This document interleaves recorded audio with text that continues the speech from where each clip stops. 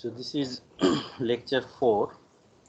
So in last 3 lectures we have discussed what are the different types of feedbacks, and also we discussed in detail the closed loop control system, the effect of feedbacks in closed loop control system.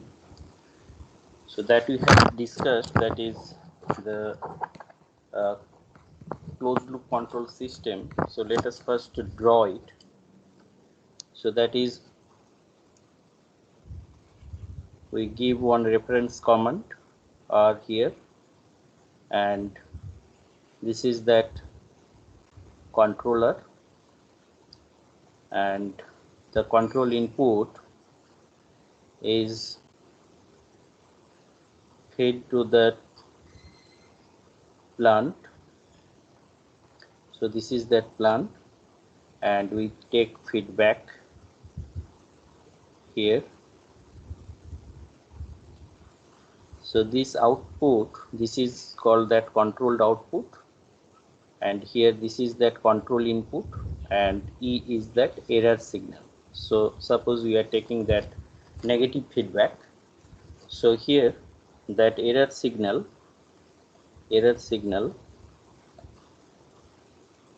E, that equal to R minus Y. So the idea of feedback,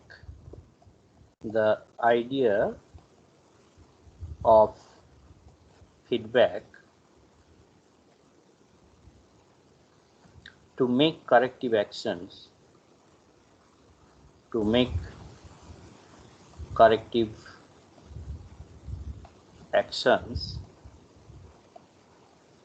so these corrective actions means, here this corrective actions is basically this U, that control input, the output of that controller, based on the difference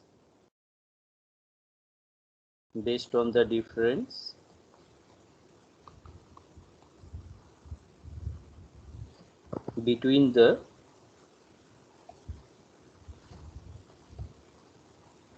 desired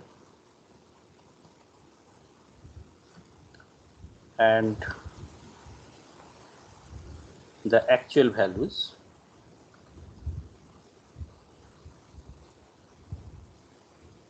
So here you can see the difference between the desired and actual values.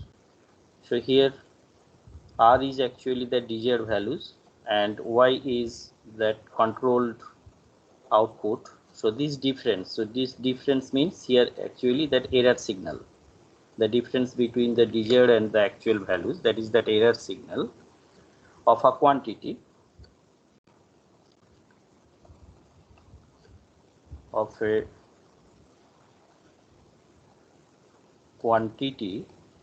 can be obtained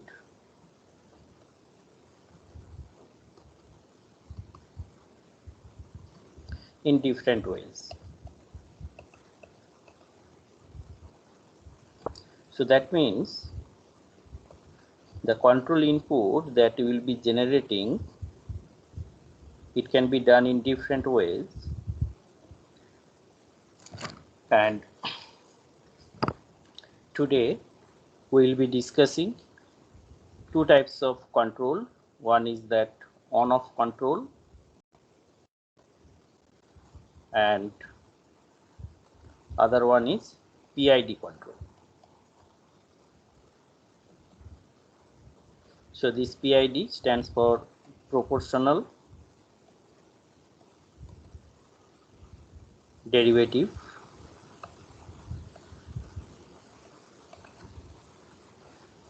proportional integral and derivative.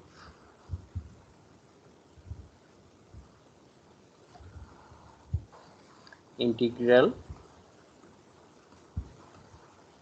and derivative. So this particular control input controller is widely used in industry and everywhere, and also this on-off control, this is the simplest form of feedback control which has many applications, like that in refrigerator, in air conditioner. So everywhere we use this on-off control. So today we'll be discussing in detail, that means how that on-off control works. So let us start this on-off control strategy. So here you can see that reference command we have given, and we want that control output should track that reference command. So then an error signal is generated. So this error signal is actually the difference between that R and Y. So now this on-off control strategy is as follows. So let us first just draw only that part, that comparator part. That means here we have that positive, this is the command signal. We have that command signal, and here we have that controlled variable,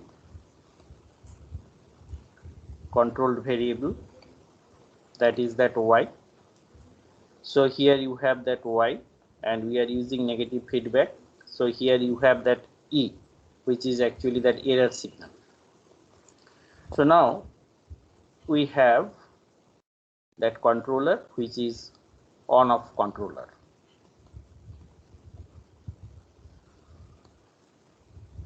Now depending on this particular error signal, that on-off controller generates some control input, that is U, which is actually that, this U is actually that corrective actions, which is fed to the plant. So now what is that control law? This control law is the simplest one. This is the simplest form of control law, that is U equal to U max whenever error equal to is positive. That means error is greater than 0, and this is equal to U min if error is less than 0. So this is the simplest form of controller, and here you can see this error signal E equal to R minus Y, that we have already discussed. So now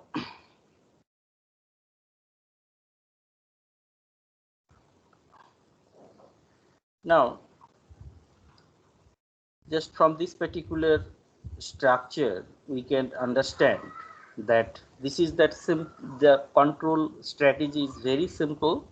So this is a simple form of controller, and we have not chosen any parameter to get this control output. This control output U depends only on the error signal E. So no parameter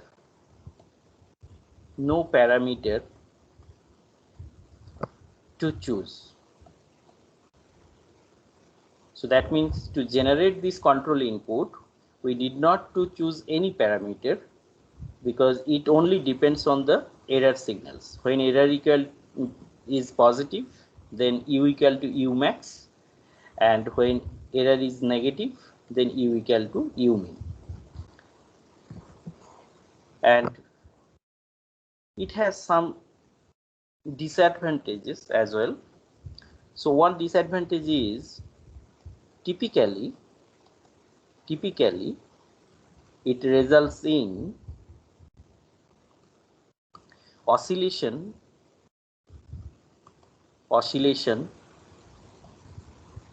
of controlled variable. So this is obvious. The reason is whenever error is changing, once it is becoming positive and again it is becoming negative, so U is changing from U max to U min, U max and U min, and there is a discrete jump. So there is an oscillation in controlled variable. So this is actually one of the disadvantages of on-off control. The reason is, if we are interested in to get a smooth output from on-off control, we cannot have it. So how it looks like? So suppose this is the t-axis, and here you have that control variable yt, and suppose you have set that reference command r here. So now whenever that output is increasing like this, suppose that output is increasing like that, and whenever this y crosses that r, so that then you can see here, from here, whenever y is greater than this r, then obviously that error signal becomes negative, and whenever error signal is negative, u equal to u mean. So immediately you can see that, so that u mean, if it is equal to suppose 0, suppose u mean equal to 0, so that means whenever that y crosses that r, when this y crosses that r, so if u mean equal to 0, so that means there is no control input, that means it is in off stage. So whenever it is off, then immediately it starts falling down, and when again y crosses that r, that means error is positive, then again it is on. So like this, that means the output, there will be some oscillation because of that on-off structure of that controller. But this particular control strategy is very much effective. As I have pointed out, this control is used in many cases in industry, anywhere. Like for example, this on-off control is used in refrigerator, as well as air conditioner. So you can find many examples where this on-off control strategy is used. So there is another disadvantages of this on-off control, although it is simple, that is control variable, because you can see here, whenever that error equal to 0, when error equal to 0, so no control input is defined. So you do not know what would be the control input, how much input will be fed to the plant, how much control input will be fed to the plant, you do not know. So this is one of the disadvantages of this control strategy, but as it is very simple, it is also an effective control algorithms. So one thing is that control variable is not defined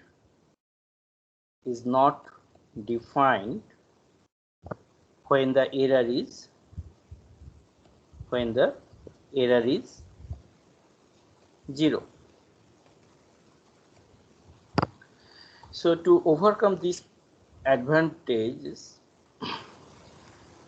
some other control techniques are also used. So here I am just showing, that means how that on-off control works. So this is that error signal. So, and this is that u. Whenever error is positive, then you have some value, that is u max, and whenever error is negative, then you have u min. So when error is negative, then that control input equal to u min, and when error is positive, then control input equal to u max. But you do not know at this particular point, that means when error equal to 0, what value you have to take. So this is actually that on-off control strategy. So similar to on-off control, there are also some other strategies like that, very similar to this. Another one is called the dead zone. So this is error. So in this case, what happens?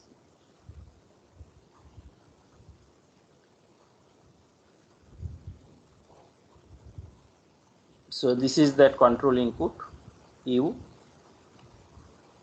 So whenever error equal to 0 or error equal to 0 or error is positive, that means suppose this value is E max and here this value is E min. So that means when error is inside that band, so this band is this one, then there is no control input. So in this particular band, that error control input equal to 0. So when error in between E max to E min, then control input equal to 0. So this particular zone is called that dead zone. So this is called dead zone controller. So that means we are allowing some dead zone here when there is no control input U0, but when error greater than E max, then immediately we apply U max. Similarly, when error less than E min, then we apply U min. So that means the difference with this dead zone and on-off control is that in case of dead zone, we just allow one zone, allow a band. Whenever that error lies inside that band, then control input is equal to 0. So this is also another type of control strategy we apply in practical applications, and the name of this one is dead zone control. Sometimes we also use another type of control strategy that is called that hysteresis control. So in that case, we just keep some overlap. So the overlap is like that.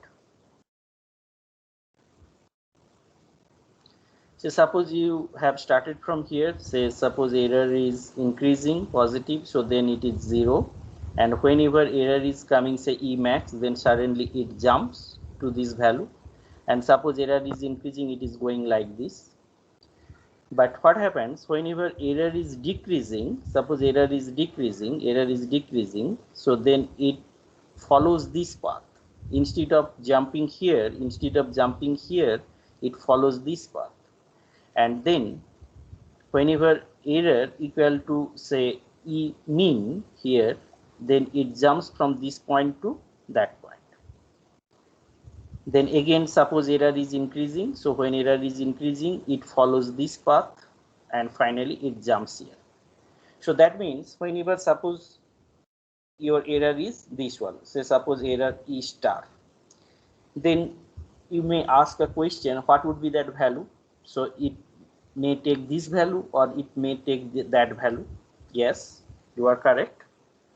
But you know whether you will be here or at that point, it basically depends on your initial condition. Suppose you know you have reached at this particular point just by increasing this error from this side to that side, that means you will be at that position. So whenever suppose you are here but you have reached this particular point just by decreasing this value, that means of course you will be following this path, you will be here. So that means it depends on the initial condition. It has some memory. So this type of control is called that hysteresis control.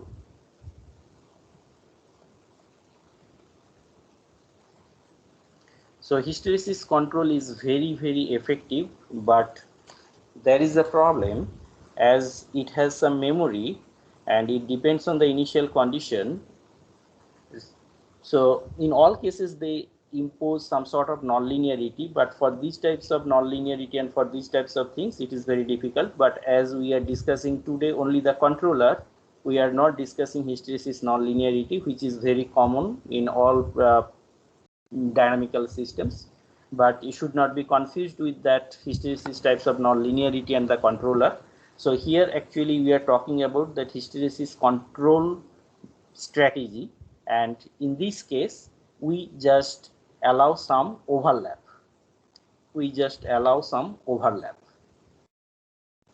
So let me summarize the three different types of control strategies. We have discussed that on-off control strategies. So in on-off control strategy, actually, what would be the control input when error equal to 0? You do not know. It is undefined. So it actually works in on-off mode.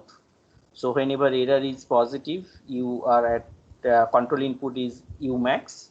When error is negative, the control input is U min.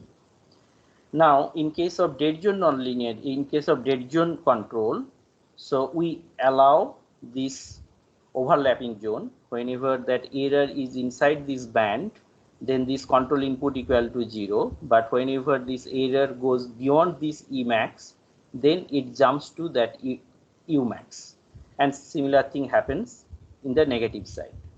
And in case of hysteresis, actually we just allow this overlapping zone, and it follows this arrow lines, and this particular control strategy is very effective, and in many practical applications we use these type of simple control strategies. So now one thing is very much clear to all of us, that this type of control strategy, if we use, then that control variable, it should not be smoother one. That means there would be some sort of oscillations. So how can we make it smooth?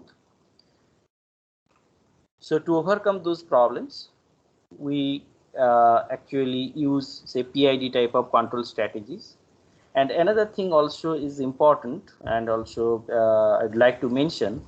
So in case of on-off control, you can see here, if a little bit error occurs, say suppose error is very small, that means say 10 to the power say -5, very small. So even if that error is very small, you know that control input immediately jumps to Umax.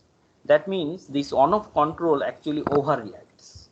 So this on-off control overreacts. So to overcome these disadvantages of those control strategies, we use that PID type control. So let us start discussing on that PID control strategy. So PID control.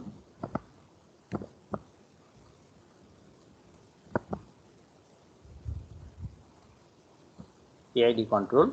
So PID control, it is proportional, integral, and derivative that I have already mentioned. So here I can also point out that better to elaborate these things, that is a small change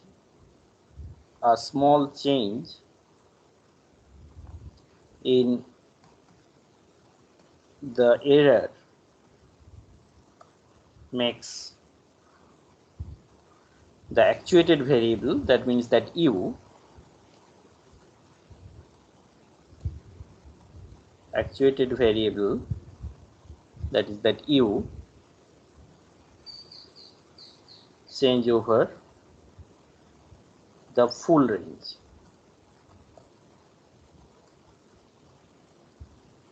So that means if error is a small value, if only small error occurs in the closed loop control systems, that control input actually becomes Umax or Umin. That means that overall changeover occurs. So it actually overreacts. So to overcome that particular disadvantage, so we use that proportional control.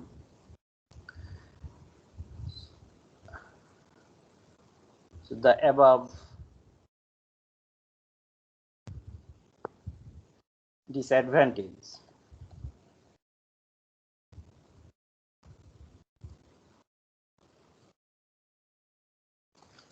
So that above disadvantage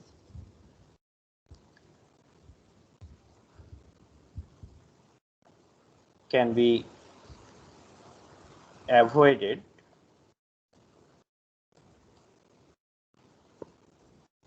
in proportional control.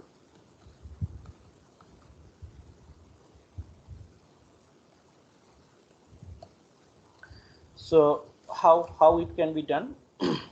So let us first write the control algorithm for proportional control. It is very simple, like one of control, that is U equal to U max if E greater equal to E max, and U equal to Kp into E if error is less than E max and greater than E min, and it is equal to U min if error is less than E min.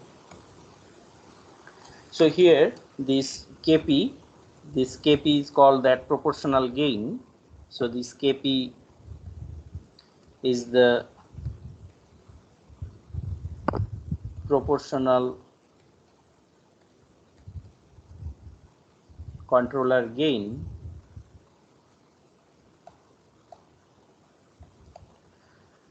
So that means if we just draw it, it is very simple, that you can also do it on your own. So this is that error signal, and here you have E max, and here you have E min.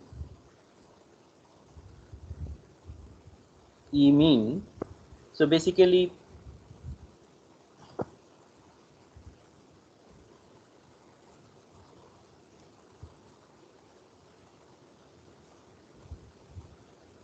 so it looks like that.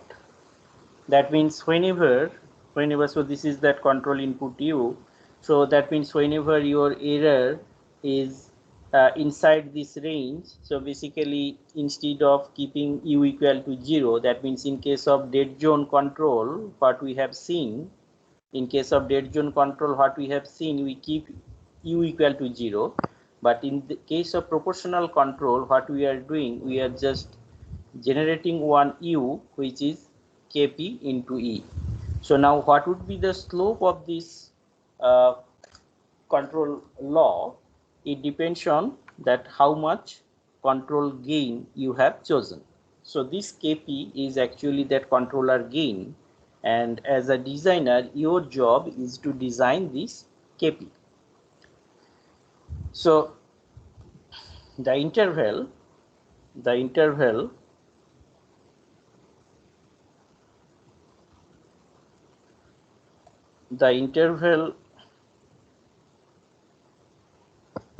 E min to E max is called the proportional band.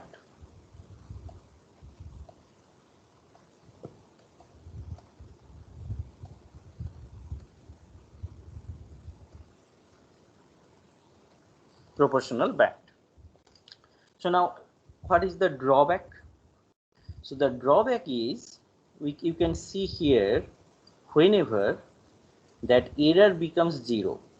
So whenever error becomes 0, E equal to 0, then this KPE that would be equal to 0. So when control input equal to 0, so then immediately that control variable will be shifted from the desired value, and whenever that control variable is shifting from the desired value, that means we would not achieve that tracking performance. So that is a big disadvantage of proportional controller. In case of proportional controller, we cannot achieve that perfect tracking performance. That means that control variable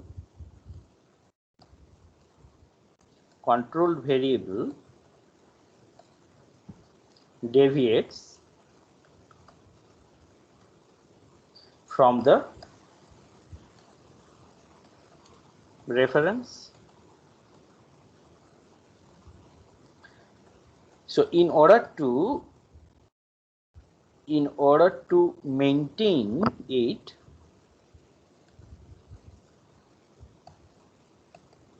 so that means whenever the output y, that means that control variable cracks that reference command, then error would be equal to 0. So when error equal to 0, then the control input u equal to kp into e, that would be also equal to 0. So then immediately it deviates. So that means in order to generate some control input, you cannot make error equal to 0. That means you cannot have the tracking performance. So in order to maintain it, E should not be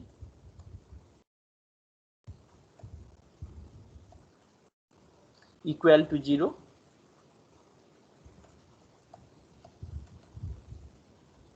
Equal to 0, since some control input is required. Some control input is required, that just now I have pointed out. So this is a big disadvantage of proportional controller. So this is, I would say, this is drawback.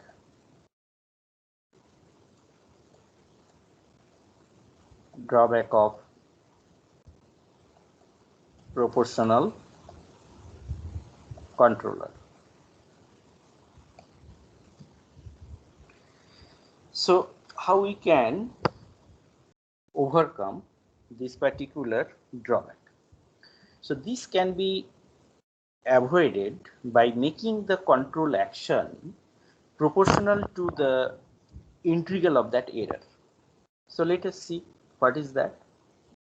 So this can be, this means this drawback, this can be avoided by making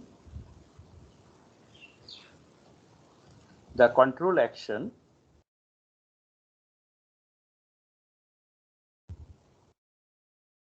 proportional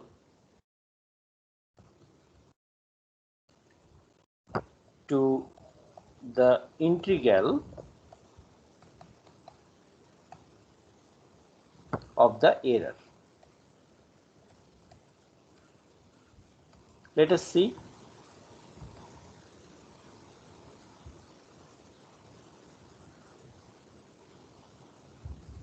So that means the control input ut. So the control input means, here you can see here this control input ut. So basically we are just trying to make that ut is equal to integral of e dt. So in case of proportional controller, what you have done, u equal to only kp into e. But in case of integral control, so this control is called that integral control, as that integration is involved. That control input is generated as the integral of that error signal. So I hope you understand. That means what are the different types of control algorithms can be applied or can be generated to achieve some sort of performance. So here we are just discussing the tracking performance. So this is that ki 0 to t e tau d tau. So here this is that error signal, and this ki is called that integral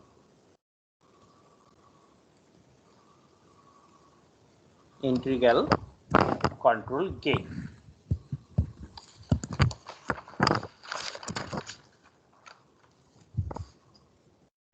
So integral control gain. So as a control systems engineer, your job is to design what would be the integral control gain. So in case of proportional controller, your job was to design this proportional control gain. In case of integral controller, your job is to design this integral control gain. So I think from these control strategies, it is very much clear to all of you that these control structures are very simple but very effective, because already in last class we have solved some problems, and today I will be asking you to solve some problem in MATLAB. Then you can see how we can achieve different types of performances just by using these simple control strategies. So in this particular case, so let us see, that means how that integral control works.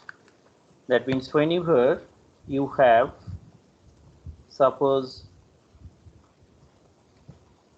error signal, suppose you have taken some constant error signal.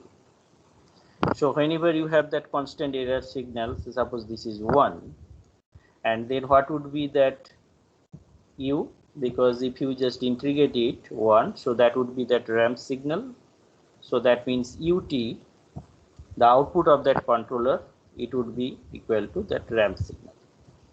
So now this slopes depends on, that means what ki you have chosen. So in this particular case,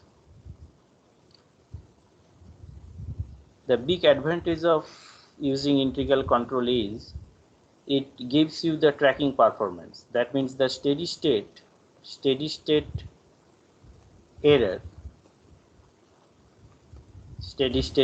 So this particular term, for the time being, you just take this term. I will be discussing this one in detail later. So the steady state error becomes 0.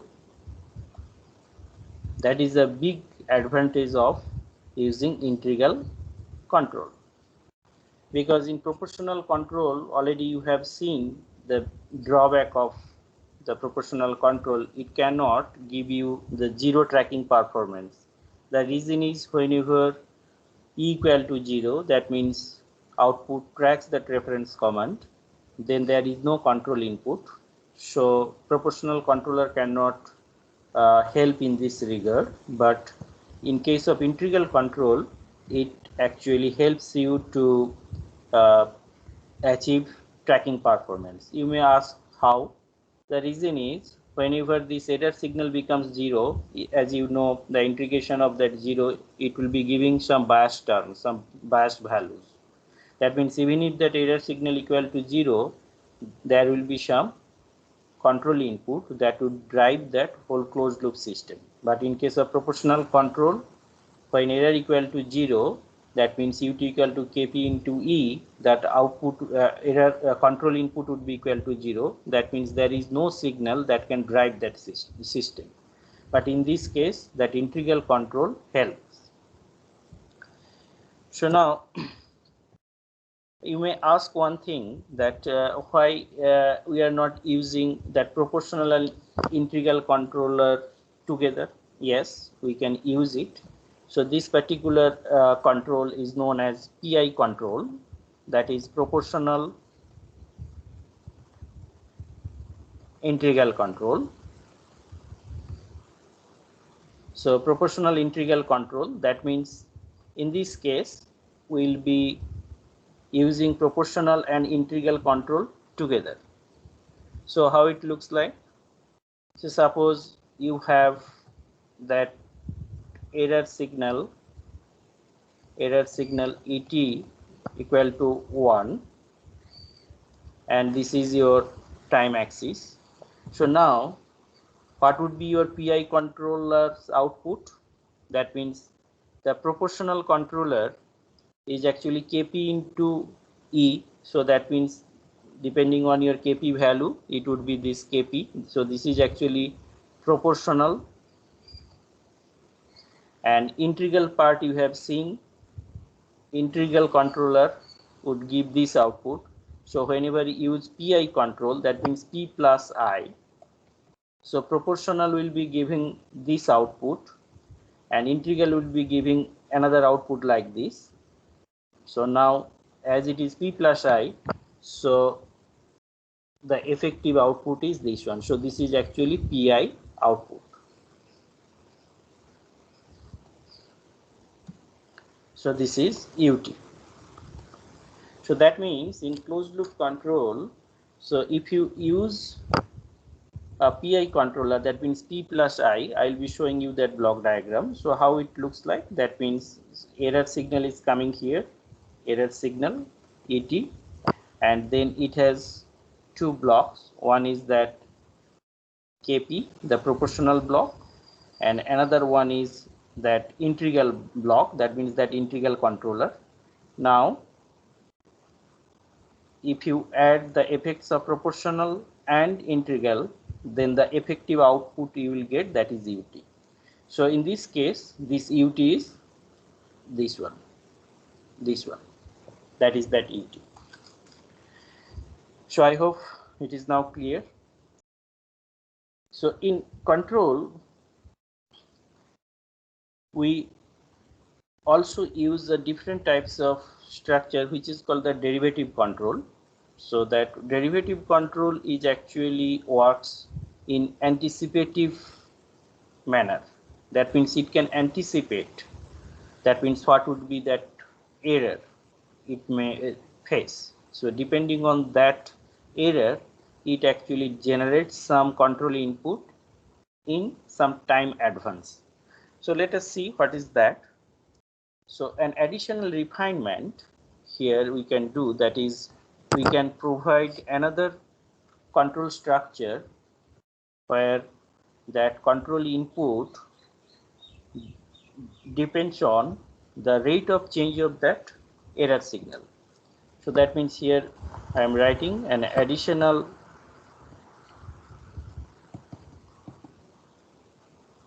refinement is to provide the controller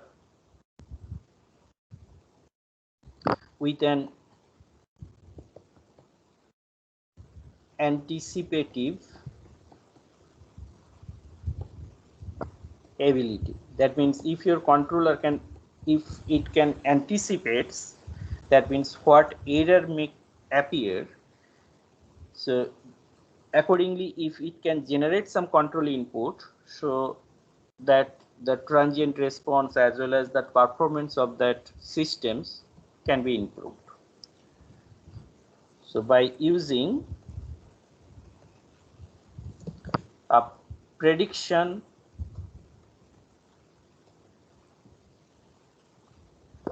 of the error,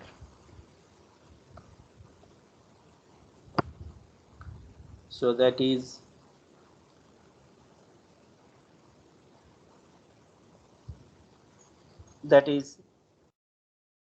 E t plus td. So this is just simple derivative.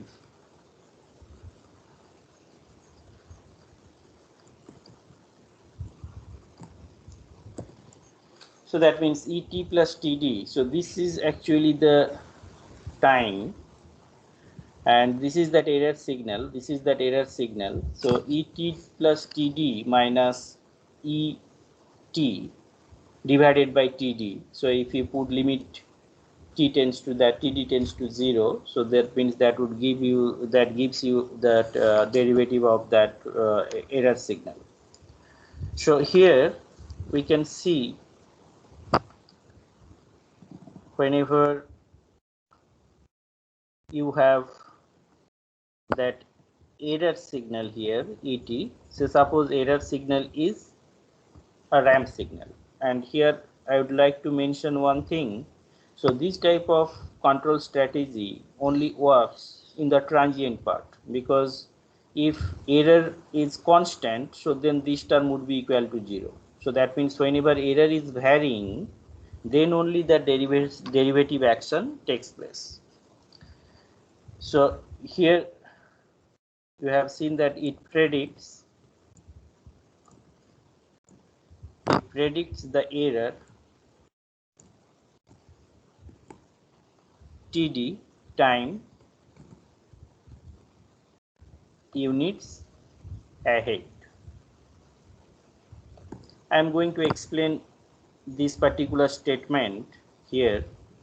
So if your error signal is like this, then what would be your PD output?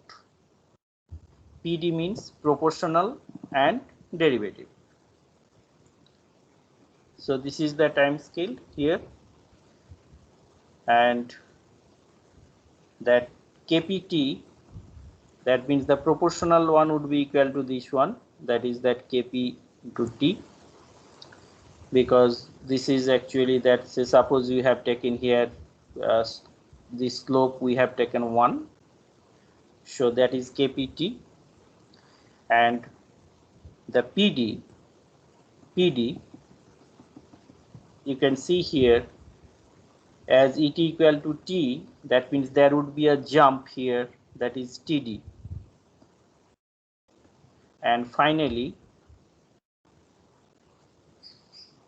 this output is actually that PD output, proportional plus derivative. So PD is proportional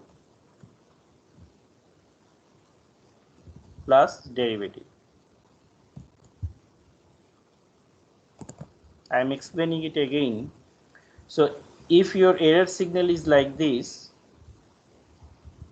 and if you'd like to only use that proportional control, so basically that output of that proportional controller part, that means again if I draw that block diagram, say error signal is coming here, then it has two blocks, one is that Kp and another one is, suppose this is Kd, or you just put here that Td d by dt. So now if you add these two, so that would be your ut. So here you can see that this one is actually whenever error signal is this one, so here you have that Kp into T, so this one is that one, and what would be that output here, as error equal to 1 T, so then that would be equal to Td. So basically ut equal to Td plus Kp into T. So these things I have plotted here. So there is a shift here, that is the Td shift. So now let us see what happens if we use only proportional controller. So if you use only proportional controller, then suppose this is that time t star. So now at this particular time, if you use only proportional controller, your control input would be that much, this much. But whenever you use PD controller, you can see that this much control input you are getting it here at this particular instant, say t dash. I am repeating it again. So whenever, suppose at t equal to t star, this is that control input because this is ut. If you only use proportional controller, so that much control input will be generated at t equal to t star. But if you use PD controller, you can see that that same amount of control input you get it at t dash. So this t dash, what is this value? This value equal to that Td. So that means it predicts the error Td times unit ahead. So because of this particular control structure, the PD controller, proportional derivative controller, can generate the same amount of control input Td times ahead. So that is actually the beauty of this control structure. And as it anticipates, so anticipates means, you can see here, if I just show a particular diagram, say suppose, so just look at this particular diagram here. So R is that reference command and this is YT. So now whenever time progresses, then that YT is increasing, and you know when YT crosses that R, then that on-off control action takes place. But in this particular case, we are using, say, PD controller. So here I can show you that this is your reference command, and the control output is going like this. Suppose it is going like that. It is a smooth response. It is like this. So then what would be your error signal? So this is YT, and error equal to that R minus Y. So when t equal to 0, your error signal is here, and whenever it is yt is going like this, you know your error signal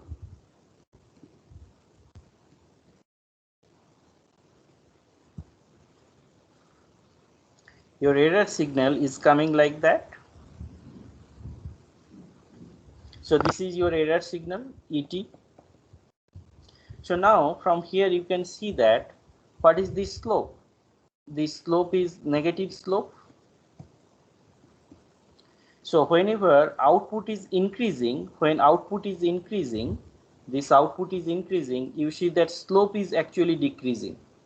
And when slope is decreasing, as the derivative control action is like that det by dt, since this slope is negative, so basically this particular part will generate some negative input. That means the effect would be reduced. It would be kp, it would be kpt minus td.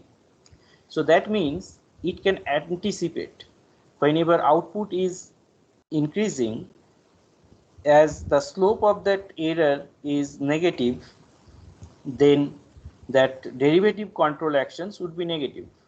Then again, whenever that output crosses that reference command and output is gradually decreasing, and here you can see output is decreasing, so that error is actually with positive slope. So in this case, this is positive slope. So that means the derivative control action would be positive in this case. So it can anticipate, and accordingly it just generates that output.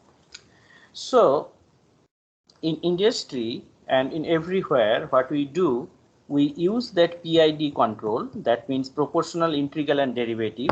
So let me draw the diagram here. That is error signal, and so this is that error signal ET, and then this is KP, that proportional controller, and here you have that integral controller, and here you have the derivative controller. So now I have put that KD, that is called the derivative controller gain.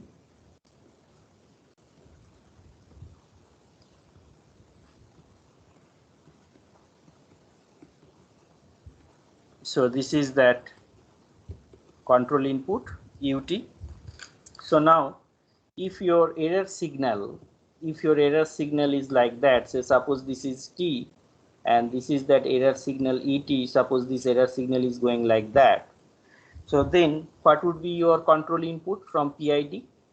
I think you can do it very easily. So this is actually that proportional, sorry, that is actually the derivative part, because error, say suppose this is T, so then that would be KD. And what would be your proportional part? So proportional is KP into, so proportional part is KP into T, so that means it would be like this.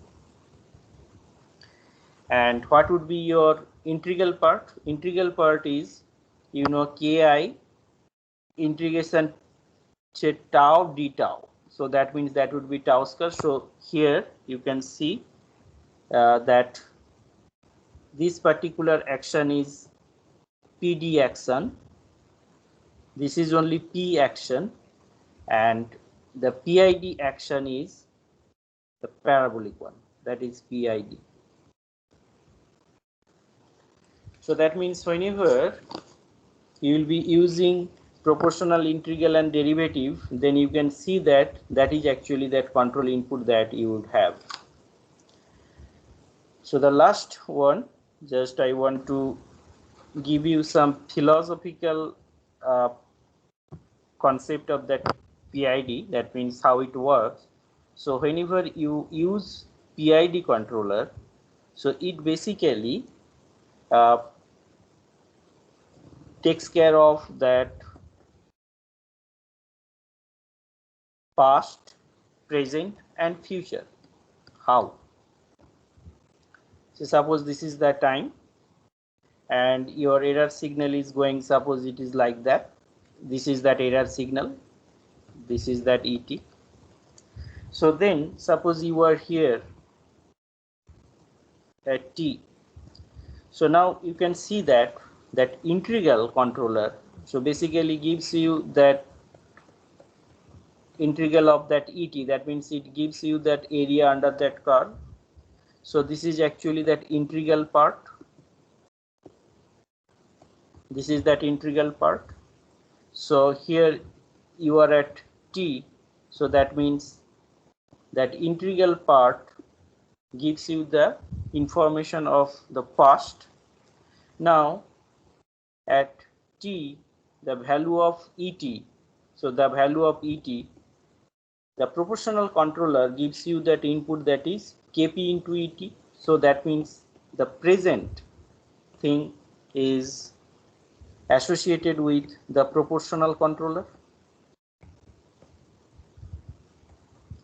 And in case of derivative controller, so it actually takes what is that slope at this moment. So that means it just predicts after some time, that means depending on what KD value you have chosen, so then it just takes some value, say suppose T plus TD. So after T plus TD, what would be that value? So depending on that, proportional controller generates some control input. That means the future is associated with the derivative controller. So this is very interesting to see. That means in case of that PID controller, that proportional controller takes care of that present, and integral controller takes care of that past, and derivative controller takes care of the future. So let me summarize what we have discussed today. So that is, we have started that simple forms of feedback, and we have already discussed what is control, what is feedback, what are the effects of feedback in closed loop control. So our discussion today was confined only in this particular block, that is that controller block. And we have first discussed that on-off controller, and then we have discussed PID controller. So in on-off controller, you know that control input is generated based on that error signal, but there are some disadvantages. One of the main disadvantages is, you know, that control output is a little bit oscillatory, and there are other types of control strategies. One is dead zone, another one is hysteresis. In case of dead zone control, we just allow some dead zone, some band, and in case of hysteresis control, we allow that overlap. Now in PID control, we have separately discussed that proportional controller and the derivative controller and that integral controller. And if we use in various combinations like PI, PD, PID, so you may ask if we just use ID controller, but you see there you have to use some gain, otherwise you cannot achieve that performance as well as stability things. And these particular control structures and control strategies would be discussed in detail later by Professor Ghosh, and you will be also learning how to design KP, KI, KD. So I have given you here just a brief idea on different types of control strategies, simple control strategies that we normally use in applications. Okay, so thank you.